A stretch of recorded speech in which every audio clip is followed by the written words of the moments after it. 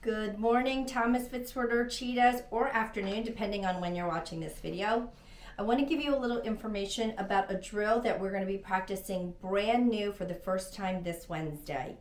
This drill is called the hold drill, and I want to explain it to you, and I want to give you the directions so that you understand not only how to proceed with this drill, but the purposes of the drill.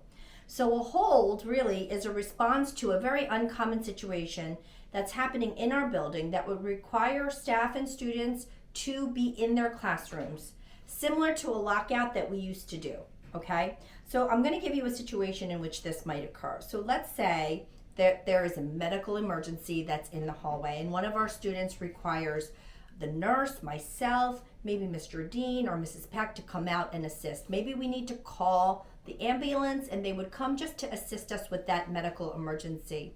What we don't want to happen during a medical emergency that's maybe occurring in the hallway is that there are lots of students and teachers and staff walking through while that medical emergency is taking place. And so we would call it a hold. So not necessarily a dire emergency, but one in where we want the hallways to remain clear. So what we would do is, what you'll hear me say over the intercom is, hold in your room or area, clear the halls. I'm gonna say that 2 times, and then afterwards you're gonna hear me say, this is a drill. That's how you know we're in practice mode. If you don't hear me say this is a drill, you'll know that there is some kind of emergency that we would need to clear the hallways. Once I do that, your teachers are gonna have their phones on them or their computers with an app that takes your attendance. So teachers, you must make sure that your RoofNet is working and that you're checking off attendance in your classroom immediately. Let's say when I call this whole drill, you're in the hallway because you're maybe running an errand to the office or you're going to the bathroom.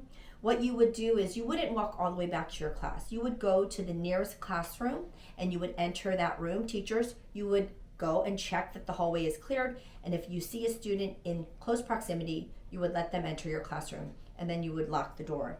Teachers, when you're doing a hold, you're just gonna run business as usual, your morning meeting, maybe you're doing first in math, maybe you're doing a guided reading rotation. Those are all gonna occur just like normal.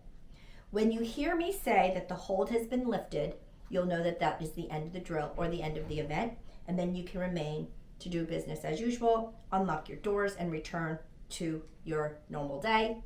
Students, if you happen to be outside when you hear the hold drill, what you'll do is you'll remain outside.